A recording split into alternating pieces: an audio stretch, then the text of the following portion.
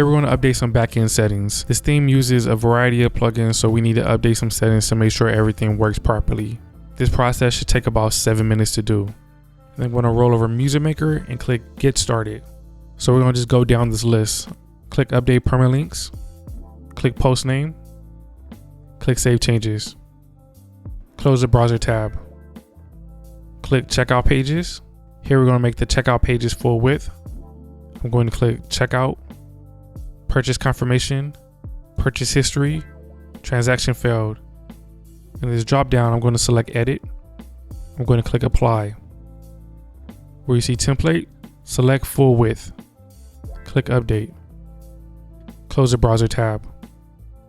Click Shopping Cart menu. This is going to add the shopping cart menu to the navigation menu. Here I'm going to select Main Navigation Menu. I'm going to check Always Display Cart. I'm going to select Align Right. Click Save Changes. Close the browser tab. Click Testimonial slider. This is going to update the slider testimonial on your home page. Click Slideshow. Scroll down. Where you see Navigation, select Sides. Uncheck Title. Scroll down. Click Modern. Click Save Changes. Close the browser tab. Click Update Contact Forms. There's a contact form and there's a make an offer form. Click Contact Form. These are the inputs that appear in the contact form. I have a more advanced tutorial on the contact forms on the help website that you can look at. Click the Mail tab. And what you want to do here is that you want to make sure that the to email address has your email address. So make sure it has your correct email address. Click Save Changes. Click Contact Forms on the side. Click Make an Offer. And this is the Make an Offer form. You can edit this text if you like. But right now, just click Mail. And what you want to do here is in the to input, make sure it has your email address. And in the from input, make sure it has your domain address and domain email address. So update this information and click Save Changes.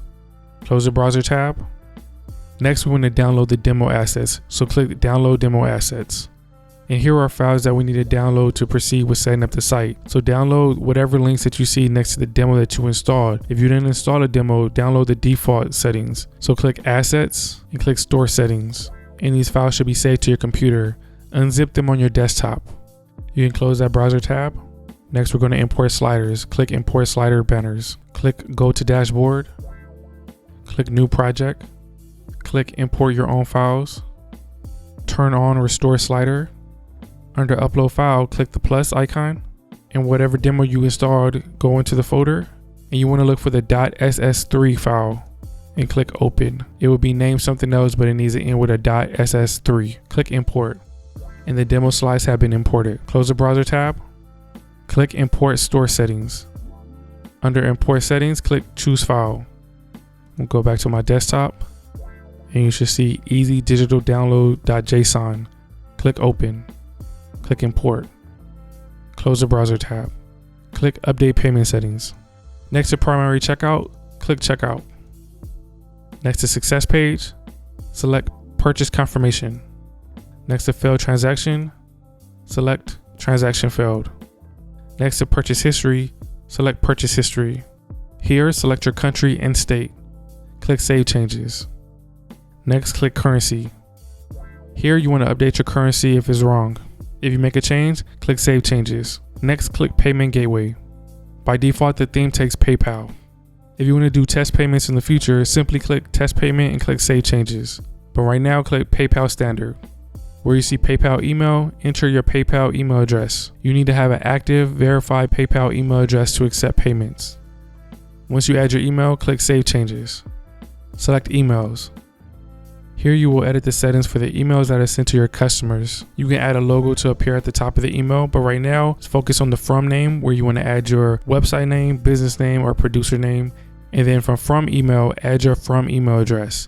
And it is suggested that you have a personal email address that is connected to your web address. So if your website is hotbeats.com, then it's best to have a info@hotbeats.com.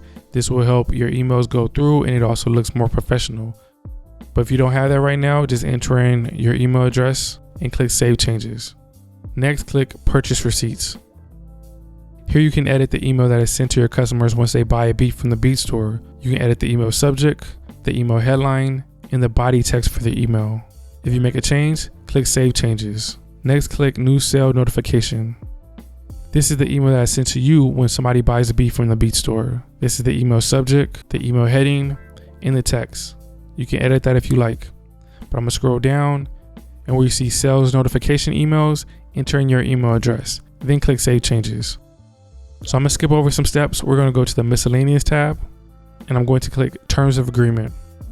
So when this is enabled, a checkbox appears on the checkout page where you can have terms and conditions that people need to agree to before they can buy. So by default, this is going to be turned off. You can enable it if you like. You just want to customize the text. And that's it for right now for editing the backend settings.